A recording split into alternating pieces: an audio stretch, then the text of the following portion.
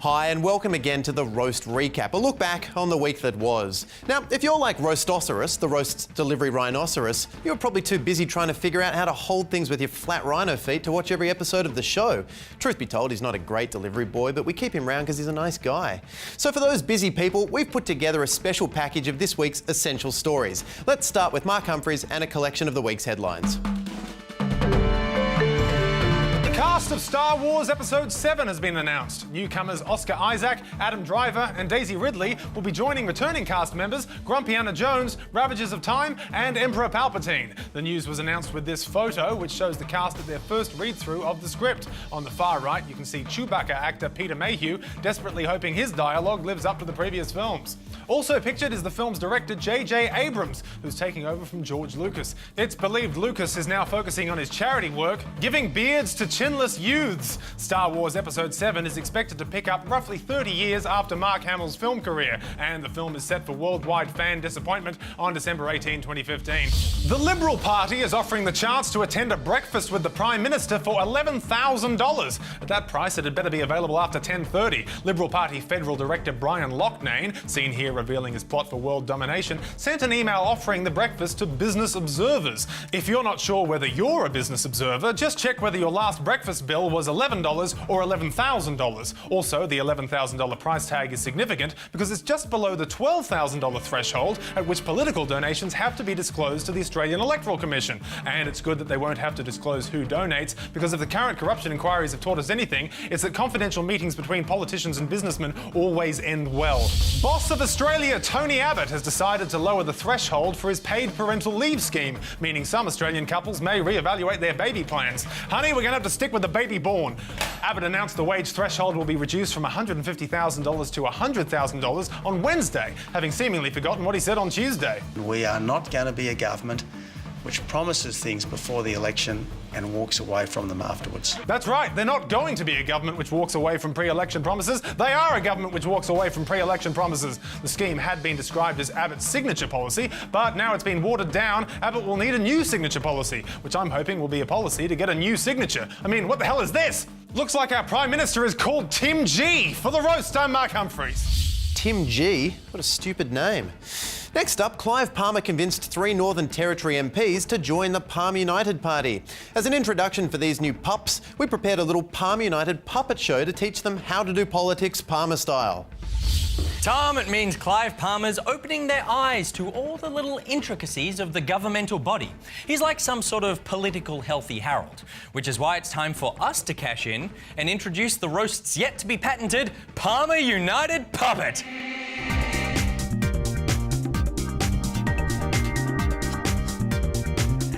Hey kids, did you know there was an election advertising blackout before polling day so that voters could act without being influenced by political ads on TV? But by running ads for my resort in Coolum, I got my face on television anyway. You certainly did, you cheeky billionaire puppet thing. Also, we now know all about preference deals in the Senate. And how I made a voting bloc that can deadlock the political system based on my many whims. And kids, Palmer United Puppet taught us that no matter what they do professionally, a politician can just act like a buffoon on TV or twerk in an interview and we'll just chalk them up as a wacky character. I own a nickel company that released toxic waste near the Barrier Reef. Oh no, that's terrible, Palmer United Puppet. Bad Palmer United Puppet. Twerk, twerk, twerk. Oh, he's just so cute. Let's forget that thing he mentioned about toxic waste. Yeah, I'll give you that. He's very cute. Yes, he is, Tom. And if you think he's cute, he comes with these. Oh, what are those, his pets?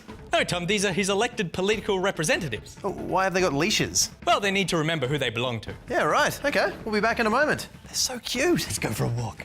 Let's go for a walk to Parliament. Block, block, block. Block, block, block. Actually, parents, the Palmer United puppet is available for parties so long as that party is named after him. Next up, Immigration Minister Scott Morrison admitted he could not guarantee the safety of people on Manus Island.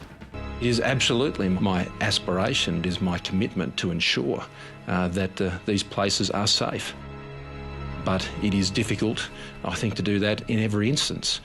But don't blame Scott, he protects borders, not people. One thing's for sure, on Scott's watch, no part of our border is going to be murdered. As for people, well, they'll have to settle for Scott's aspirations.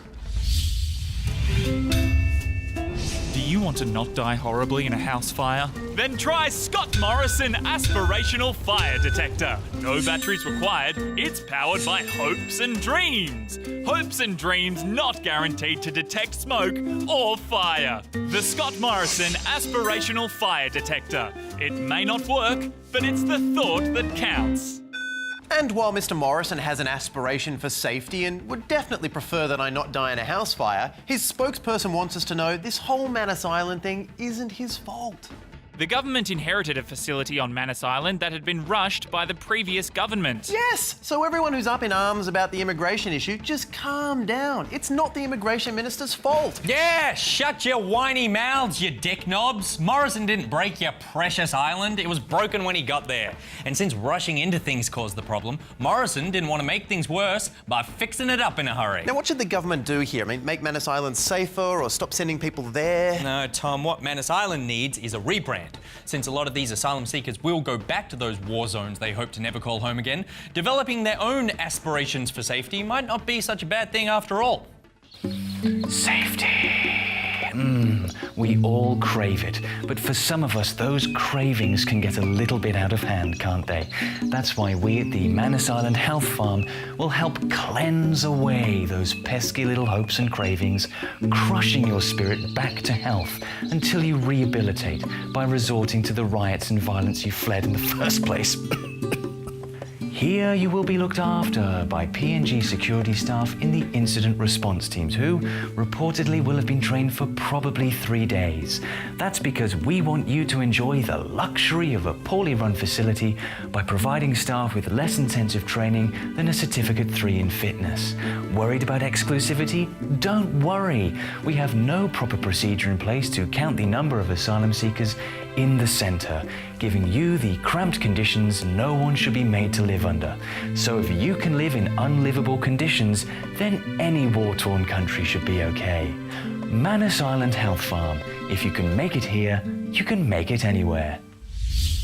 And if you're Tony Abbott, there's a place that's nearly as dangerous as Manus Island, your own party room. When Tony Abbott announced a possible new deficit tax, a demon bearing the name unnamed Liberal MPs reared its dark head to anonymously slam the proposal. Let's hear what old No Name had to say about that levy idea. Yeah, this new bullshit tax is a big sack of dicks. Mate, don't get me started on the jerk-off heading up this shit show.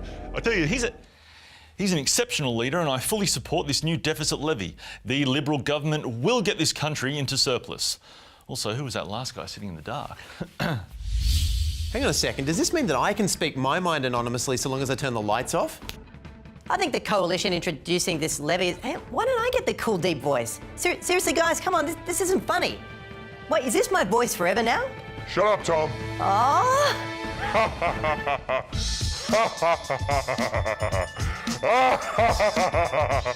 This is rubbish. I want to speak to the manager. I am your manager.